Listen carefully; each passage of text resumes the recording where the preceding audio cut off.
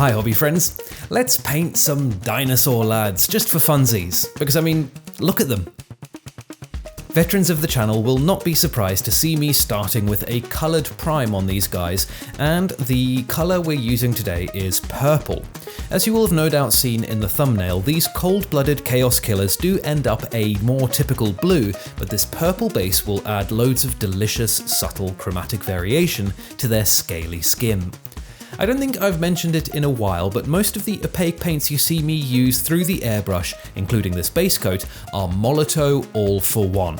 They are super robust, super opaque, and they pass through the airbrush like a dream, making them perfect for priming and base coats. Oh, and zenithal type things as well, so let's get one of those done with this true blue.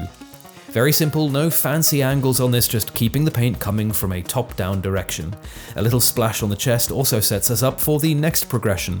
Just make sure you leave plenty of purple lurking in the shadows.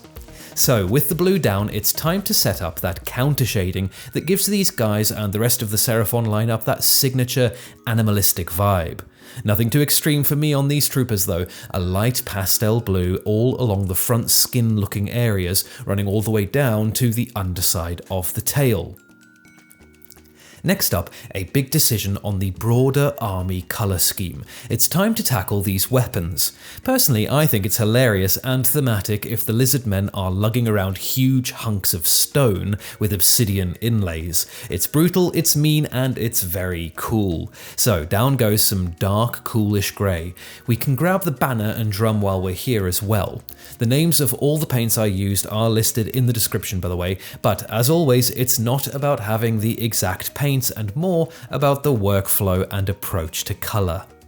One bit of the brief I gave myself with this lot is to go really vibrant with the colours. My other large project at the moment is a 40k Chaos Knights army, which is a little more grimdark as you can imagine, so I really fancied something a bit more colourful with this army. Hence the bold green on our champion's weapon here. A balanced scheme can't all be full saturation madness, mind you, so back to the stone now with a highlight of a lighter grey. Incidentally, we'll talk a little more about balancing colour schemes later.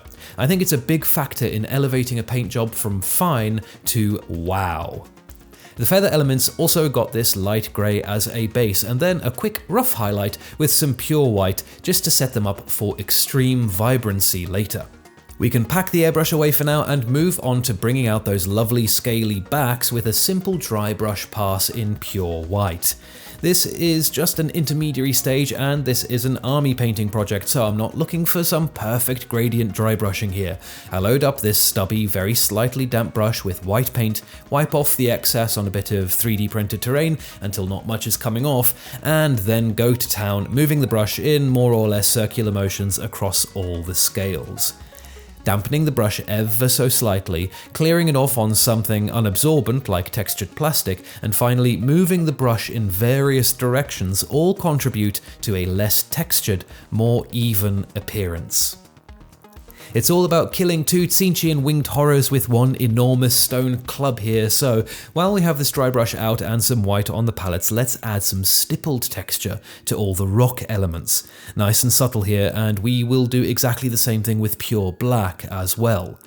Combined with a later technique, this all comes together to make a really satisfying, simple stone texture, I think. But just before I dive into that, I do fancy getting the general feel of these guys closer to their final form, and for that I'll need some of this turquoise express colour, or contrast paint, if you will. This goes all over the backs of our Saurus warriors, as well as bits of their legs and arms. We want to stain the scales and fill those recesses, so a fairly generous coat without letting it pool weirdly, and of course leaving those lighter underbits untouched. As is sometimes the case with these kinds of paints, after a good long drying time they ended up a bit too glossy, so I went over with a gentle pass of some matte varnish. Next time I would consider just mixing some matte medium into the paint, though that might mean it takes 2 coats to get the colour as deep as I want it. Room for exploration for next time. Right, now back to that stone. On the palette is Vallejo's Black Lotus, Dwarf Skin, and Templar White contrast style paints. The Dwarf skin and Templar white are mixed in maybe about a 1:1 ratio and splodged onto the stone in a fairly random pattern, sort of glazing some parts, leaving it pretty thick in other parts, and leaving some bits paint-free. While that's still properly wet on the Mini, I'm cleaning out my brush and picking up some of the black Lotus, a lovely, almost black-blue colour, and doing pretty much the same thing with that, filling in the places that I've left untouched by the warm grey pass and letting the two colours run into each other and mix on the Mini. All this adds loads of lovely subtle tone variation across the stone and softens out the stippling from earlier.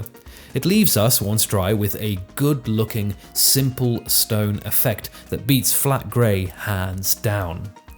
Doing all these stone weapons has made me realise I left out the Champion's Jade one though, so let's fix that with firstly a quick airbrush pass of this lurid yellow-green, and then a nice unifying coat of Eldari Emerald contrast paint to tie things together. I'd forgotten just how strong this one can be, mind you, so next time I'll probably cut it with some medium just to tone down the staining power a little bit. Okay, we are weaving in and out of all sorts of things here, and next on the list is the metallics. I'm presenting this all to you in the order that I did it, and that order is decided mostly by what feels efficient at the time. The metal recipe is another place I wanted to try something a bit different to my usual recent pattern, hence, despite ending up in an eye-wateringly brilliant gold colour, we are going to start with a base of silver. I said earlier it doesn't matter what paints you use, it's the colours that are important, but I would really recommend picking up some of this Vallejo metal colour airbrush paint. Despite the name, they are also super useful as a brush paint. Just make sure you're giving them a little mix on the palette now and then. Because they are very liquidy but have pretty good coverage, with a little brush control and a not too overloaded brush, you can whiz through a batch really quickly.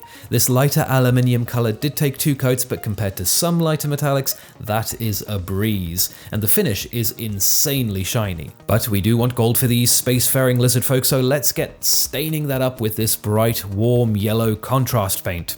Another nice thing about this approach to metallics is you can do various different metals as part of the same workflow. Swapping out the yellow for brown could yield a nice copper, and of course leaving them as is, maybe with just a little shading, could give you silver. But I like my lizards ostentatious, so it is gold, gold, gold all the way for these chaps. Speaking of shading, let's use a little of this copper brown just to tint some faces and fill some recesses to get this gold a little bit more deep and characterful. The best true metallics need to be treated broadly the same as non-metallic metals. You can't rely on those mica pigments to do all the heavy lifting for you. You do need to add a little bit of your own shading, and contrast paints or inks are perfect for that. Right, we have just about gotten done with all the major blocks now. We are grading gently into detail work.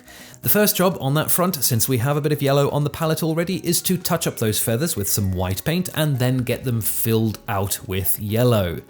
The parity Technicolor of the Evi metal paint job on this looks great, so these guys are going to get that as well by wet blending in some red at one end and on the bigger feathers, green at the other end.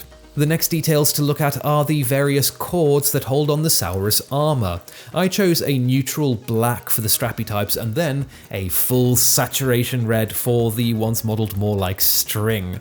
And I have to say that the contrast of that band of red across the blue has got my happy color neurons firing on all cylinders. Lush as you like. The eyes, tongue, mouth, sides, teeth and claws are all given a preliminary pass of pure white, again setting us up for some strong colours in the form of a bony contrast paint for the teeth and claws, yellow for the eyes, and a timeless favourite of mine, Volupus pink for the mouth bits. Just one simple pass letting the contrast paints do their job here. This is an army painting job after all, so I don't want to go too nuts on all the highlighting and detailing. We'll save that for the special characters. I tried out Leviathan Purple for the obsidian blades on the weapon, and I think it turned out well enough. Really, I'm just looking for a darker colour to stand out against the light grey of the stone, so straight up black could have worked here too. We are heading for the home stretch here, but I really want to bring out those lovely head sculpts against the sea of blue, so let's do some very simple edge highlighting on those noggins with a bright pale blue. Now that we are mostly done, hopefully you can see how this color scheme plays out, and while I certainly wouldn't pretend it's an all-original scheme, it is a great practical example of a powerful tool in our color scheming arsenal. It probably has a more widely accepted name, but I call it the palette pyramid. To form a palette pyramid, you can pick pretty much any 3 colors, put them in equal bands top to bottom in a square. Now lop off the sides of the square to make a triangle, and there you have it, the ratio of those colors that you should be seeing on the mini. Lots of your base color, a fair amount of your middle color, and just a dash of something else to pick out some details. It's also called the 60-30-10 rule, indicating the rough percentages to use, but who wants to use numbers when you can have shapes? Hashtag geometry crew dominance.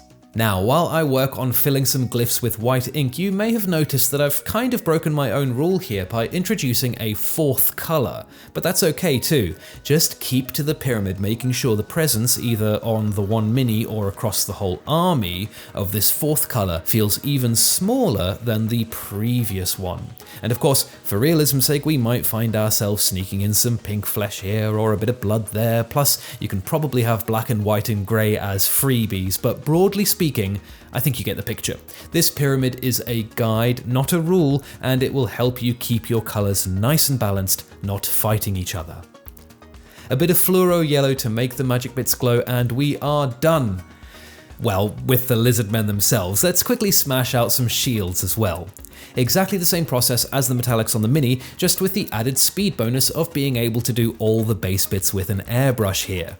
If you've enjoyed this video and think other people should see it, let our algorithmic overlords know by giving me a thumbs up. And while you're there, now is also a fantastic time to subscribe. Why, you might ask? Do you have lots of amazing content lined up and ready to go? No, quite the opposite. I do this video stuff in my spare time, and I don't have loads of that going around at the minute, so if you actually want to see my videos, you won't be able to rely on a regular upload schedule keeping the algorithm ticking over for you. You're going to have to subscribe and ring the bell and hope I find another planless long weekend to dedicate to YouTube efforts again soon. And of course, if you want to keep my plastic addiction well funded, there's always a super like or the PayPal link in the description to send a penny or two in my direction as well. Right, that's the bills paid, as they say. Let's take a look at the final product. Wham bam lizard man, that is a punchy little critter right there. I am loving the subtle grading to purple in those shadows. All in all, this was a very relaxed couple of days of painting. I won't hazard a guess as to the exact hours, but I reckon we're maybe at the 1 hour per mini mark or thereabouts, plus some time on those bases. Let me know if you're interested in those too, by the way, and I will throw together a short for you. But what do you think? Have I done the old ones proud, or is my spawning pool short a little eldritch glue? Let me know what you think and ask away with any questions you might have. Check the description for paints, links, and a Discord invite, and I will catch you all next time. Cheers.